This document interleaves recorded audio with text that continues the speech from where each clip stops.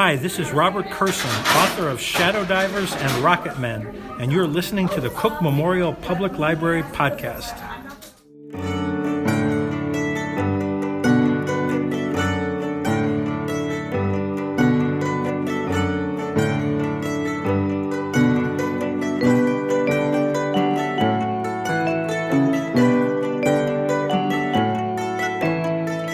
Hello and welcome to the Cook Memorial Public Library podcast. I'm your host, Nate Goss. Mary Shelley's Frankenstein was originally published in 1818, which means, if I do the math real quick, this classic genre-defining novel is 200 years old this year. Celebrations have been underway all year long so far, and likely as Halloween approaches, you will continue to notice more buzz about this particular bicentennial anniversary. But since Mary Shelley's birthday was in August 30th to be exact, we thought it might be a good time to dedicate a podcast episode to her life and the book she wrote that continues to have a life of its own. To explore the topic, I've asked Emily Stensloff, our very own library school intern, onto the podcast. Frankenstein just so happens to be Emily's all-time favorite book, and she has done years of research on Mary Shelley's life and the writing of Frankenstein. I learned so much through our conversation, and I know that you're going to as well. So let's go ahead and switch over to my interview with Emily. Enjoy. All right, well, Emily Stensloff, welcome to the Cook Memorial Public Library podcast. I'm very excited to talk about it today. Good. So before we get deep into Frankenstein, what is it about Mary Shelley and Frankenstein that has interested you over the years? Well, I first read Frankenstein in my junior year in high school for AP Language and Composition. We read it over winter break, which I felt was like the perfect time to read it, just because it's kind of gloomy outside and everything. Oh, sure, yeah. Stuck inside. There's Arctic exploration in it. It was just the perfect culmination of environments to make the story really pop. And I really liked it. It was one of the first books for a class that I had read that I thought was really fun to read, and for a 19th century novel, really easily readable. Mm-hmm. It's pretty short, pretty fast. I thought it was really, really entertaining and different from other things that we had read. Did that surprise you that you liked it that much? It did, because it was a fun read, and I really liked all of the characters, and then it just kind of sat in the back of my head for a while. And then when I went to college, I kind of branched into that kind of Gothic literature again. I took a class my freshman year called Vampires, Monks, and Holy Fools. Oh, sounds like a fun class. It was amazing. It was a lot of like Slavic folklore and mythology and vampire literature, and branching into Western Europe. And we read Dracula, and I really enjoyed that too. And it made me like, maybe I'll go back and check out Frankenstein again, because that was really great. And I did, and then I made friends with a kid who also really, really liked it. And then just kind of talking to him about it and getting into the characters more and these underlying themes, family and sacrifice and guilt and all those kinds of things that people don't always necessarily talk about when they talk about Frankenstein, was really exciting. Plus, at that point, I was 18, 19, the same age that Mary Shelley was when it was written and published, the same age that Victor is when he makes his creature. Even the story of how Frankenstein came to be written, where they're just telling ghost stories to each other, was really fascinating. So why don't we have you maybe tell us a little bit about Mary Shelley? As you mentioned, she was only 18, right, when she wrote Frankenstein. Is that right? She was born in 1797. Okay. And she wrote Frankenstein in the summer of 1816 in Geneva, Switzerland, when she was on vacation with Percy Shelley, Lord Byron, John Polidori, and her half-sister. And so who are all those people? Yeah, so Percy Shelley was, at this time, they weren't married yet. They had ran away together. He had left his wife, and they were meaning to elope, but they were not in England anymore because it was looked down upon that they had eloped. Oh, yeah, sure. And then Lord Byron was a poet that Shelley had become acquainted with, and they kind of really hit it off. They joined him in Switzerland because Byron and Percy Shelley found that they really clicked and they could bounce ideas off of each other, and they had a really great creative outpouring when they were working together. And then John Polidori was Lord Byron's personal doctor that went with, just because Lord Byron had many different kinds of medical ailments. His leg didn't grow properly, some from childhood, so he had it in a splint. So he had those different kinds of things. His diet was all over the place, so he was always sick. So he had a personal doctor, and that was who John Polidori was. He also then wrote The Vampire that summer, too, which kind of sparked a huge outpouring of vampire literature and inspired, in part, Dracula by Bram Stoker, too. So it's kind of fun, this kind of fountain of all of these really influential stories that came out of that one summer. Wow. But how did Mary Shelley even get in touch or get in that circle of, it seems like she's hanging out with a lot of writers, poets, thinkers, is that sort of just her upbringing, or did she have to work to get into that circle, or how does she get to know these people? Yeah, so her father was William Godwin and her mother was Mary Wollstonecraft, and William Godwin and Mary Wollstonecraft were philosophers and writers themselves. Mary Wollstonecraft has been heralded as the mother of modern feminism, and William Godwin as the father of modern anarchism. Okay. And so they had people over all of the time. They were doing these salons. And so when Percy Shelley, who was a couple of years older than Mary Shelley, was over, because he was friends with her father, and he was at a salon, and they met then, and then were sneaking off in secret to hang out, because it was not polite, because he was married, even though he hadn't seen his wife in forever. And so they kind of connected over literature and philosophy and things like that. And they would hang out in the cemetery and talk, like by her mother's grave, and talk. And because her mother had passed quite a bit ago, but when she was born, during right after childbirth. Okay. She died due to complications with childbirth. And so she was raised by her father and raised in that very philosophical, literary kind of environment. And her mother's writing was a huge inspiration to her. So she was totally born into and raised up in the literary scene and the philosophical scene. It definitely branched into, when she went away with Shelley, kind of continued in that way, and she was friends with writers her whole life. So then how did Frankenstein come about exactly? Yeah. So in Geneva in Switzerland in the summer of 1816, the weather was terrible. So they were stuck inside a lot, and in order to entertain themselves, they were reading stories aloud to each other and everything like that, but there's only so much that you can do. So Lord Byron proposes one night that they should each write a ghost story, or tell a ghost story, and they all took turns. She wrestled with what hers should be for a while before she decided, and she writes that it came to her in a dream, and it just kind of grew from that oral story that she told into a short story, and then eventually, at the urging of Percy Shelley, into a full-length novel. Did she have a hard time getting it published at first, or did it just, was it an immediate success, or what are we talking about here with the beginnings of Frankenstein as a novel? At Lord Byron's encouragement, she first sent it to his publisher, John Murray, and he didn't want it because it was too weird. And then so they sent it to Percy Shelley's publisher, Charles Allier, and he too was like, this is too weird. And then Percy Shelley followed it up with a letter after he had sent the manuscript, and he was like, well, I hope that this isn't because I hope Frankenstein didn't give you bad dreams. After he sent off the manuscript, but it was out of the publishable market. Like, no one seemed to think that it was really what the public wanted. But then there was this publisher that was like last resort. His name was Lackington. He had a line of sensationalized and occult type books in his bookshop, so he agreed to publish it. They only printed 500 copies in the first run, and it never went to another print.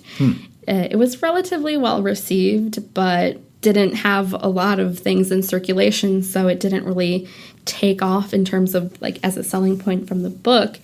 But it did spark this rise in these kinds of more spooky, creepy things. It's like the beginning of the Gothic Romantic literature movement, and people are more into these things now. And a lot of plays and songs and poems were inspired by it. And in the early 1820s, a couple years after it was published, Mary Shelley with her father and her friend Jane Williams went and saw Presumption, which was a play adaptation of Frankenstein, for her birthday. Oh, really? Yeah, so she thought it was fun, and she wrote in her diary about the changes that they had made and the things that she liked about it, because liberties were taken and things were different, but it kind of really grew into this kind of cultural phenomenon, even from the beginning in terms of media and people finding it fascinating. How does it eventually catch on as a novel that really everyone should read? Yeah.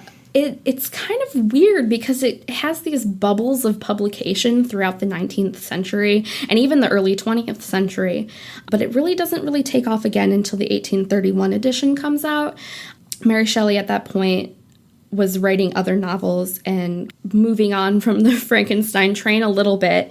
She sold the copyright from Frankenstein to Richard Bentley and Henry Colburn, who had this standard edition novel series that they were putting out, which were taking books that were previously published in 3 volumes and republishing them and reprinting them in a one standard size novel in one volume. To be a part of the standard novel edition series, you had to sell the copyright, but she didn't really seem to have any qualms over that. And the introduction that she wrote, because it's also a revised text, she looks back at it again and she was like, I'm letting forth my creation go. It's on its own now. I'm not going to mess with the text anymore. I'm not going to worry about it. It's up to other people now to let it live on. Yeah. And then it continued to have these little bubbles throughout the 19th century. Yeah. I've heard Frankenstein referred to as, foundational Gothic fiction, foundational science fiction, foundational horror fiction. How is it that one book was so foundational to so many different genres that we now consider, maybe slightly related, but their very own thing? You know what I mean? What is it about Frankenstein that was just so influential in so many different ways? I think because the newness of the voice, she was so young when she was writing it. She had all of these off-the-cuff kind of anti-monarchy, anarchism, kinds of feminism ideas lots of progressive, for the time, ideas in her circles, at least. Yes, and much like her parents did before her, she takes these kinds of ideas that are kind of sprouting up and kind of pushes the boundaries on them. During the Age of Enlightenment, you're looking at the beginning of science and everything like that, but her circle was very much still interested in classicism and looking at specifically the ancient Greeks. It kind of had all of these different things that had been viewed separately maybe a little bit, but kind of brought it into a culmination.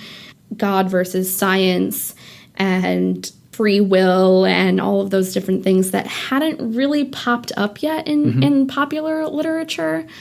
Well, let's talk a little bit about the book, Frankenstein. I mean, Frankenstein as an idea, it's so ingrained in the popular culture. I mean, especially the iconic image of Boris Karloff as the monster from the 1931 James Whale film. That's, I think, what a lot of people's idea of Frankenstein is. How does Frankenstein, the novel, if you haven't read it, how does that compare to the movie, or maybe more generally speaking, our pop culture idea of Frankenstein? I feel like they're almost completely different ideas in a way. But I mean, even just to the surface level of Frankenstein, the name being associated with the creature, of course, who's never even named in the novel. And I guess that's true in the movie too. I mean, even in the movie, it's Victor Frankenstein as the scientist, or the not the monster. It's just always been connected, and the novel is epistolary in fashion. It starts with Robert Walton, who's an Arctic explorer, writing letters to his sister.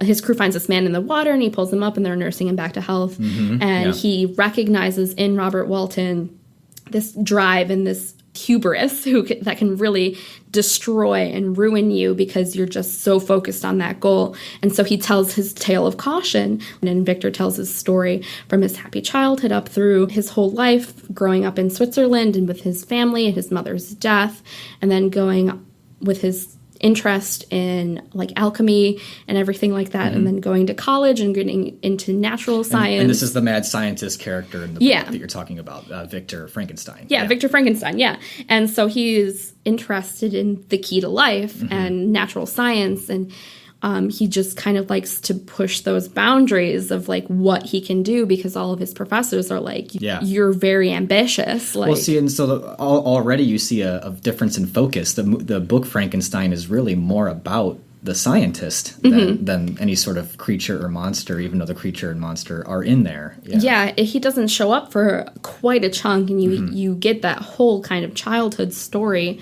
And then the creature is this point of focus, and then after that it's just kind of the what have I done moment, where he's not victorious when the creature awakens, like in the movie, which is a huge kind of, I feel, tonal shift.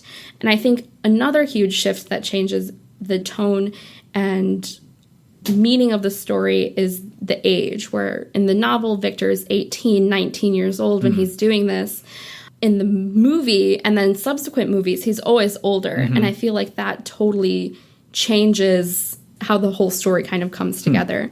Like life experience when the kind of career scientist thing rather than college student messing around with things he shouldn't be. The curiosity of youth, I guess. Yeah.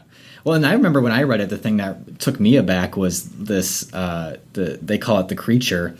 He's very eloquent and like fast. I'm sure you're compared to like this sort of oafish, primitive monster. The creature you get in Mary Shelley's Frankenstein is much more, I guess, human in a way. Yeah. Yeah. And I think it comes down to kind of her beliefs about education, because the monster is on the outskirts of society, much like a woman in the 19th century would be. The kind of self-learning that he goes through when he's at the cottage and he's learning the books and he's listening to the family, Felix and the old blind man, and their language, and learning all of those different things and teaching him those things mirror a lot of what women had to do, I feel. I think it's interesting that you tie that back to that idea of the monster being on the outskirts of society, and Shelley maybe taking that as where women were at the time.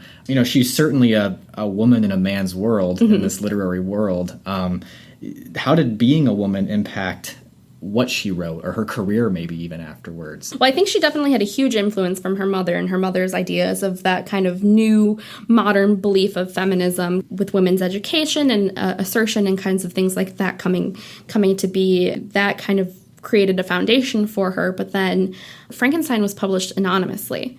When it was first published. Her name was not attached to it at all because it was so different.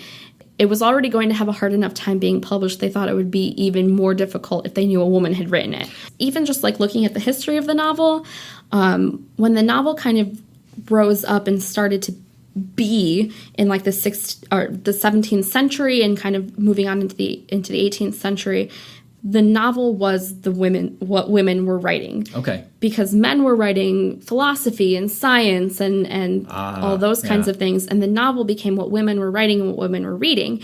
And then as it kind of became more popular, men took over and they were like, okay, this is our things now. And you're writing these like these love stories, and we're writing the true great novels now. Sure, yeah. And so I feel like that's kind of the environment that she's entering into, with the Brontes writing under pen names, and then Jane Austen sticking more to her kind of critique of Gothic literature. Sure. Frankenstein was it had a male main character. It was about science. It was about God being a god and all of those different kinds of things, which was not what women were supposed to be writing about. But then even just kind of looking at her own life, at the time she's writing it, she is pregnant or about to become pregnant, and she miscarries. Most of her children die. Either she miscarries or they die early on in childhood, and that also really influences her writing. Even as she goes on, her stories always have that kind of dark tinge. The Last Man has also been heralded as the first apocalyptic novel. Oh, wow. And that's what she wrote and published in 1826. Should we just say all genres go back to Mary Shelley? Pretty much. It feels feels like that a little bit, especially things that are so popular today. Sure. This book, this year, it's 200 years old.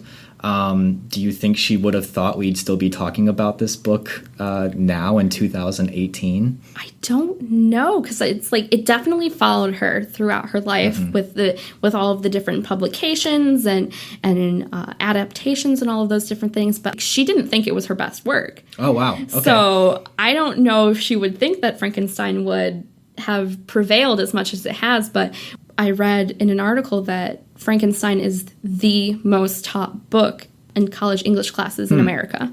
It still has this huge presence, and I feel like she would definitely be shocked about that. Do you have a favorite quote from the book? Yes. My favorite quote from the book is during this monologue that Victor is talking to Robert Walton about. He's talking about the influence that Elizabeth Lavenza and Henry Clerval, his childhood friends up through his life, their influence on him, and that kind of profound love that he had for them and how that has impacted him and how it destroyed him when they were killed because the creature killed them. And when Victor is talking about Henry, he refers to him as a being formed in the very poetry of nature. And there's just something about the way that it is. I just love it. I have it as a tattoo. Do you? Really? I do. I have a Frankenstein-inspired tattoo on my shoulder. It's an anatomical heart with filigree around it for that Victorian Regency kind of look. And then the very poetry of nature underneath it. Wow, that's awesome. So that's kind of, showing admiration for someone. That's just a very beautiful way to put it. Mm-hmm. Yeah. And I feel like it speaks to the profoundness of love that Victor has, and I feel like that's another thing that comes up a lot in the abandonment of the creature, and kind of Victor as a father figure and that kind of conversation where he's cold and brusque and all these different things, but he's not, and he has a great love for his family. It's just he doesn't know how to wrap his mind around what he's done. If you had to maybe just pick a favorite piece of pop culture, whether it's another book or another movie or another play, that kind of owes its existence to Frankenstein, what do you think it would be? What would be your favorite of that? Penny Dreadful, which was a Showtime show that aired for a couple of years ago. It was basically tailor-made to be specifically to something that I would love. And it's a dark Victorian kind of mystery show with a main character who she's drawn to darkness is essentially the thing. And it has characters from Gothic novels. Dracula is a character in it. Mina Murray is a character in it. And Victor Frankenstein is a character in it. Oh, okay. Dorian Gray. Wow. Dr. Jekyll, they're all characters that show up at different points. The Wolfman, all of these different things. And it's everything that I love rolled up into one. It's great. There's kind of been Frankenstein celebrations all throughout the year, it seems like. We're putting this out in August because that would have been Mary Shelley's birthday. So maybe it's fitting to kind of end a little bit more on Mary Shelley. After Frankenstein, can you just kind of talk about what happened with the rest of her life, but also what kind of impact should we think about with Mary Shelley? How should we interpret her life today, I guess? Well, she's also one of my favorite historical figures, so she's had a huge impact on my life in terms of just kind of asserting herself as this voice and refusing to be not taken seriously. After the publication of Frankenstein, which was largely handled a lot by Percy Shelley and her father, just because she didn't have any kind of experience of her own in the world of publishing, in 1822, Percy Shelley drowned at sea with the husband of her friend Jane Williams. Their boat capsized and they drowned, so she was really young, and only one of her children survived into adulthood, and she had and miscarried multiple children. So it's a real tale of survival then. I mean, because if you look at her mother dying so young, losing your husband, having all these miscarriages and children dying at young age, I mean, that's a hard life to get through. It was, and she actually hemorrhaged during a miscarriage once, and she her life was only saved because before they got the doctor, Percy Shelley put her in an ice bath, and it stopped the bleeding, and it saved her life. So she had some close calls herself and stuff like that. But all of this hardship, she suffered from depression for most of her life. And that kind of came and went. She had these different kinds of waves of being in the public eye and not. She continued to write up until around her death. She died of a brain tumor.